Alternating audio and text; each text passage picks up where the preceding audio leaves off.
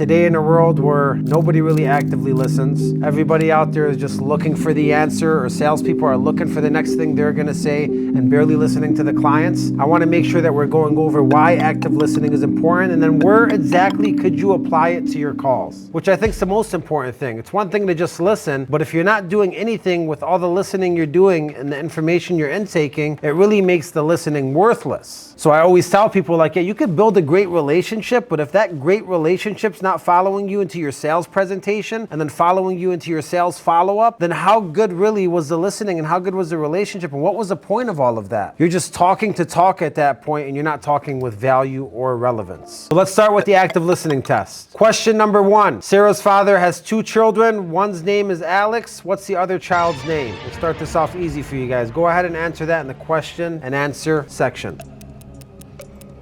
All right, that was an easy one, okay? Sarah's father has 2 children. One's name is Alex. The other child's name was Sarah because it's Sarah's father. Moving on to the next. A salesperson has a conference call with 3 clients, Mr. Brown, Miss Green, and Miss White. Mr. Brown is late. Miss Green has to leave early. Who was on the call in the very beginning? Getting some answers? Send in your answer.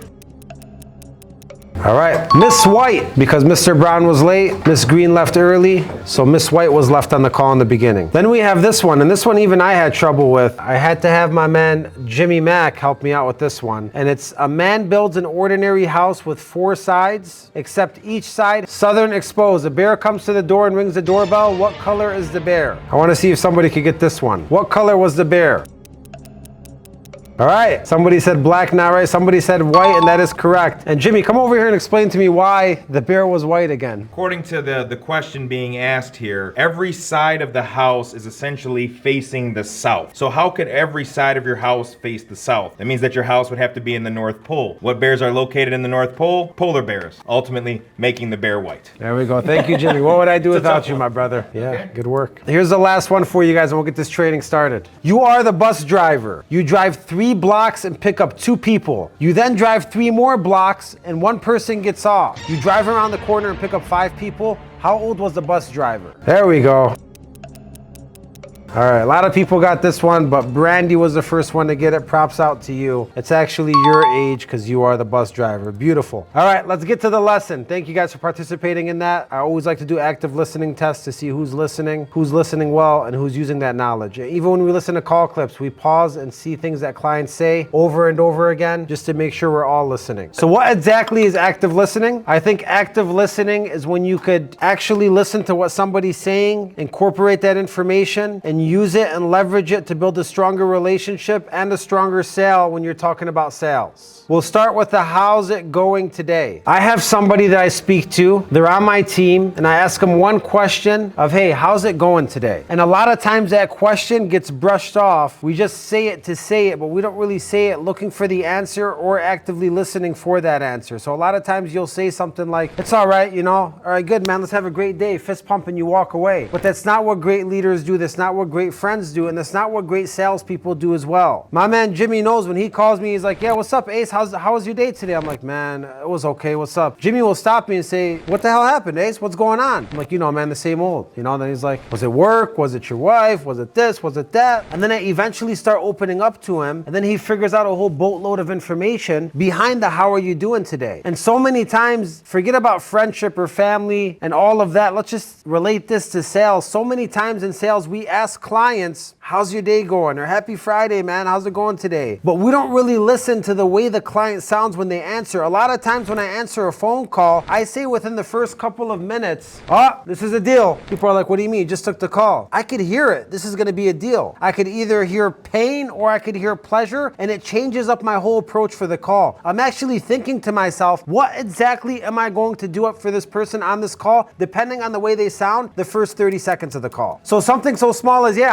how's your day going? You know, it's all right. I will stop the client and say like, just all right? what's going on? And it's only 6 seconds in. And I stop and say, just all right, what's going on? And sometimes people ask me questions like, yeah, how do you build relationships, man? Sometimes clients are dry. Well, how could they be dry when the first 6 seconds of the call, I'm like, what? Just go on. Talk to me, man. What's going on with your day? Well, how could I make it better for you? And I'm opening them up from the very beginning to see why their day's not going well. Or you could have someone that could just say, my day's going great. How about yours? I'm like, okay, I got a happy, upbeat person here. It's going to be a different kind of call. I'm going to be looking for pleasures on this call and probably less of pains. So how do you actively listen through your introduction when you're asking somebody how's it going today, or when you're greeting somebody, or even listening to their objections? That's where active listening starts. It starts with the way the call starts, how you analyze the call, and then picking your direction from your analyzation of that phone call. It's the same exact thing when I do interviews with people. I don't do every single interview the same. Every single interview I do is different because it depends on that person, the way they're speaking to me, the way they're looking at me, and the way the interview starts leads the whole direction of the rest of the interview. Then it goes on to objections. If you take the bait for a first objection and you think that's the actual objection, this is not the job for you. In sales, the first objection most of the time is not the real objection. It's a smoke screen. And a lot of times I call it many things. I call it peeling the onion back, layer after layer, until you find out the real objection. Somebody says, well, yeah, I just want to kind of think about it. And I'm like, yeah, of course. Like you want to think about a lot of important decisions in your life. Usually you think more about decisions that, impact your life in maybe more of a negative way. When it comes to this situation and what we're doing for you, saving you money or getting you the house or getting you the car, and with all your goals, you told me A, B, and C, it seems like this is an option that you would have to think less about because it actually makes your life easier, makes your life better. So I think we thought about this together. Wouldn't you agree? Yeah, but then the second objection comes out and you're like, all right, now I'm getting layers behind, right? The second objection is like, yeah, but I talked to somebody before you, man, and I just want to hear what they have to say. But that's still not the real objection. So I say like, all right, so, well, look, man, I appreciate you being upfront with me, right? Because the first step is always acknowledging this person that you talk to. They're not going to tell you anything much different than me. I've been doing this for a long time. Anything anybody else could get you, I could get you as well. Is there something about my offer that made you question it? Then I get a third objection. Yeah, I really didn't like, the costs seem a little high. Or, that rate, man, I thought I'd seen lower rates. So as you could see, we're going layer after layer after layer and going deeper to actively listen and figure out the truth. The last thing you want to do when you get an objection is take the bait on it. I want to think about it. All right, man, would you give me a call when you're ready? You hang up the phone. You don't even know what's going on. You just let somebody go and there's a whole world of thoughts inside their head. And now you have to play catch up and guess. When you call them back, you're going to the back of the line. Instead, I would rather get you off the phone call with me and know exactly what's on your mind and peel back the onion as many layers as possible. So when I get off the phone with you, I could put a clear note in my portal that says Jimmy was not interested because his wife and him are having problems and she's the biggest source when it comes to making financial decisions. He wants to make sure she's on board. He wouldn't give me her phone number, but tomorrow they're going to be together at 2:30. Like now I know exactly when I'm calling him back, this is the obstacle that I need to overcome. Instead of Jimmy said he's going to think about it, told him call me tomorrow. Like what the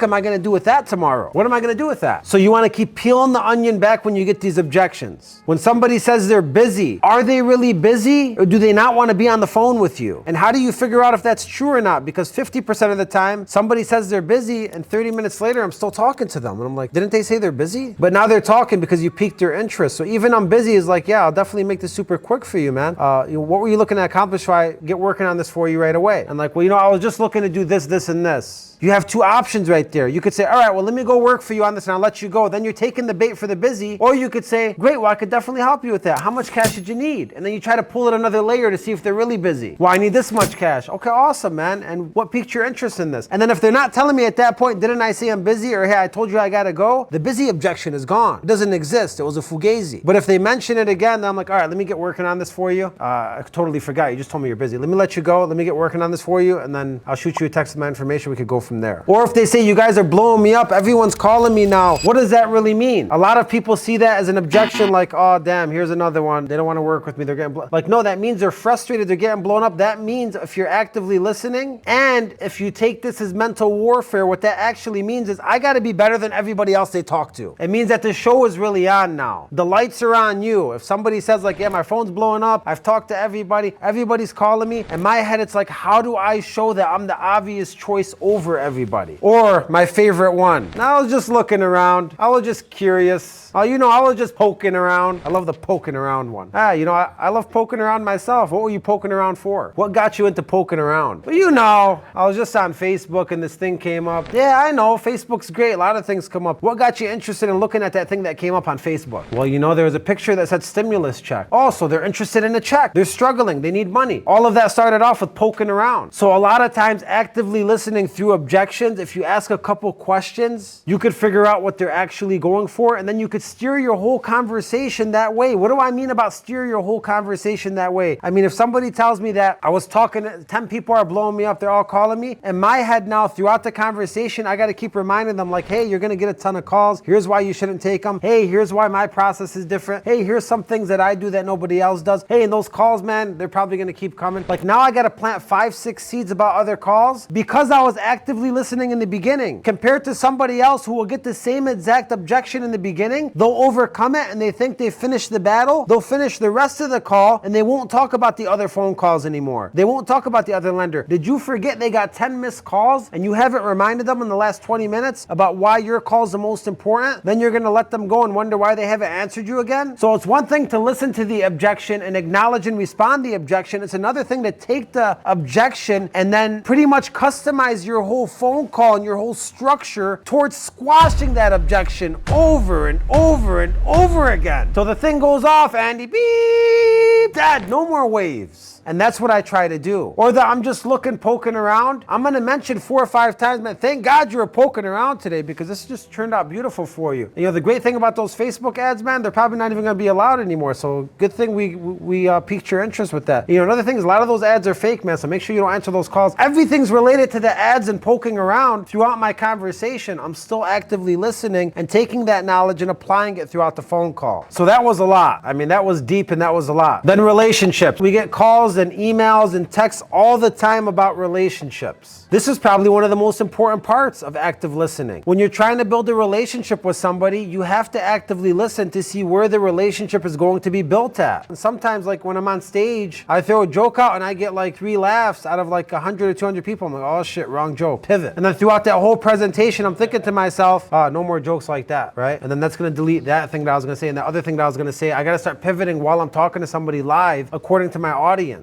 And a lot of times on the phone call, you gotta figure out what to talk about. I'm talking to a client, I'm like, married, 17 years, that's awesome, man. You got some advice for me? No, it's not going too well. I'm not gonna go into like, yeah, I've been married and mine's going well. Like, no, I went into like, what does that really mean for somebody, right? Well, I'm so sorry to hear that. I mean, 17 years, you're still blessed for that, so you made it long enough. I hope everything works out. I mean, fill me in what's going on and what's holding you back from feeling great about this relationship. Because I actively listened. And that led to a lot more, by the way, which we're not gonna get into, but that led to why they weren't in a good relationship, what's missing in the relationship, how it relates to what I was selling at that time, and then how that would connect back into the present. Like the whole thing just goes super deep, but it all starts with active listening compared to another salesperson that says like 17 years not going great. Sorry to hear that. What's your date of birth? Or what's your spouse's name? And it's like, yeah, they're listening, but they're unconscious. I call it like blindfolded sales. Like you're selling on a headset, but you're blindfolded. Like you have no direction. You're just like a robot. You're not actually listening and you're not making yourself valuable according to what you hear. A lot of times for mortgage originators on this call, they ask me, like 1003, how do you build relationships in the 1003? I don't know where you build a relationship in the 1003, but you know how you find out where you build a relationship in the 1003? By active listening. We all go through the same exact phases when qualifying a client. We go through credit, we go through property, we go through income, we go through assets if you're smart on every single call. And while I'm going through property, I'm like, yeah, man, so what's your favorite part about the house? Or if you're looking for a house, what's something that's important to you looking for a house? I just need a house, man. It doesn't really matter to me. Well, I would be an idiot to say 2 or 3 more lines about the house and be like, really? You don't care about a man cave? You don't care about this? The guy's obviously not interested in property, so I'm gonna move on to the next thing. And I'm talking about income and they're a nurse and it's like, oh, how do you like being a nurse? Well, it's good, but it's stressful a lot of days. I'm so sorry to hear that. It's stressful. Thank you for your service. When we were in the hospital, I actually asked the nurse to come home with us and I told her I'd give her a higher salary than she was giving at the hospital because she was wonderful. So really thank you for your service. service for that. And then let's say she hits me with, yeah, you welcome. Well, I'm actively listening. Yeah, you welcome. This lady don't want to talk about nursing. She doesn't want to talk about her job. So I should move on to another topic and just get what I need. Open up this door, dust it up real quick, close the door and run. And then maybe I go into assets and I'm like, how is things going for you financially? What do you have in your checking saving account? I want to get a better understanding of your life so I know how my program that I customize is going to suit you and your family. And they're like, well, not that well. I'm sorry to hear that. I've been there before. Could you define what not that well means for you? Like, what does that mean exactly? I don't have much. It's in and out. Gotcha. And do you have any kids? Yeah, I love my kids. I have Jeremy, I have Jonathan, and I have Susan. I'm like, oh, finally, light bulb goes up. She wants to talk about her kids. I'm like, that's awesome. How old are they? I have kids as well. And now I open up that door. I don't just dust it. I go in there with a mop. I sweep. I dust it. I vacuum. I stay inside that room for 30 minutes because that's the room I belong in. So that's why I have a blind date up here, because you got to actively listen to what piques somebody's interest, and you got to enter that door when you're actively listening, and that's where you're going to build the gold for the sales conversation. This is the hardest part about sales, but if you truly understand it and you enjoy it and you create friendships, sales will become very easy for you. And it's very hard because it's a habit. Salespeople have a habit of not building relationships, of going too fast, of just going through the sheet, ... Like, if I'm following my GPS to get to a location, how often am I going to turn a completely different way and go down a different road? It doesn't happen often because the GPS is so easy and it's in front of me and it's telling me where to go. So what we do is we pull up these sales sheets or these qualifying sheets, and it's right in front of us, and your brain's not going to comprehend like, oh, ask about their kids, go here, oh, they just left here, because that's not easy to do. Instead, it's easier to go to the next line and fill out the next thing that you need and just try to rush through the phone call. Now, at the same time, I'm not saying spend an hour or 2 hours on a phone call and then find out the client just wanted to talk to you, didn't want to do any business with you. I'm saying do it strategically. And a lot of times it'll take me 18 to 25 minutes to have a great phone call that has all of this included in it. And I showed you guys some of those call clips and how they sound. So are you actively building relationships through active listening? And then the most important part is bringing it with you to the end. Active listening and building relationships and listening to the introduction and how they sound and going 3-4 layers deep on an objection to truly understand it and squashing that objection over and over again is all important. But ultimately, if you don't bring this stuff to your presentation and show them that you actively listened with the custom touch that we always talk about, it's worthless. It's worthless. Inside the presentation, it has to be like, look, man, we had a great conversation. And from everything you told me so far, you got 3 kids, you want to travel more, things are tight for you. Here's how we're going to get you there. This is what the program entails. Here's how it connects to the kids. Here's how it connects to this. Here's how it connects to the relationship. And then that's one part of active listening, is bringing all the benefits and the emotions to the closing, like showing that everything you heard, you're bringing with you. Like, for example, when I do one-on-ones with my people, I have pen and paper or I'm typing. And they're like, why are you typing? Why don't you just talk to me? Well, because I want to make sure the next time I meet with you, I'm not in the dark and I don't ask you the same thing over again. I want to go through the notes from last time, make sure that I was present and I'm present for this next one, and I know exactly where we left off, so I know how to keep forwarding your career through our one-on-ones. And every single one-on-one I do with you, I'm going to mention something from the last one. I want to bring it with me to this one and keep bringing things with me to keep progressing you in your life, whether that's with our relationship or that's with your goals that you're trying to accomplish or your opportunities that you need help with. I'm going to actively listen and I'm going to bring that stuff with me. The second part of this, which is equally as important, is actively listening to somebody's mood and their behavior and their tonality while you're presenting. I had a deal I was presenting the other day, and this lady was almost sighing, like I was stressing her out during this presentation, and it was a pretty awesome deal. And I literally stopped and I said, hey, let's just pump the brakes here, stop writing down what I'm telling you. I'm like, you sound like you're very frustrated right now and you sound stressed out. And typically when I talk to people and do something like this, they're very excited. And if I'm not making you excited right now, then did something wrong or there's something missing. Could you update me? What's going on? Why are you flustered? And I stop mid-presentation because I'm not going to keep telling somebody something that's huffing and puffing about what I'm telling them. It's obviously not going to end up in a sale. And because I stopped right there and I figured out what the objection was and I was able to address that objection, squash it, then I redid the presentation when we were both on the same page. And I said, all right, let's start over again. That's important. A lot of times salespeople salespeople will present things to somebody. They know they're not interested, or they know the objection's coming. So what does the average salesperson do? They start rushing through. Oh, this ain't gonna be a deal anyway. So yeah, your numbers are this is this. You wanna do it? Yeah, debit or credit? Because they're trying to rush a person off the phone because they already feel defeated from the person, instead of being a true man or woman, stopping and saying, hey, let's slow down right here. There's something going on here. This is supposed to sound good. It sounds like you're rushing me off the phone. I don't usually get rushed off the phone. Usually I'm rushing clients off the phone. What part of this don't you understand, or what are you not liking about this? Or vice versa, you're pitching to somebody and they're like, yeah, how fast could you do this? Our favorite question, right? Or what's the next steps? You're like, okay. Or they're yes, they're giving you the yes train. Then inside of my head, I'm like, this person is bought in. Let's ride that wave. Let's go even deeper. Let's make them more excited because I'm listening to that and I know it's going to be a deal. So are you actively listening through your presentations? And then this goes on to following up and actively listening during follow-ups.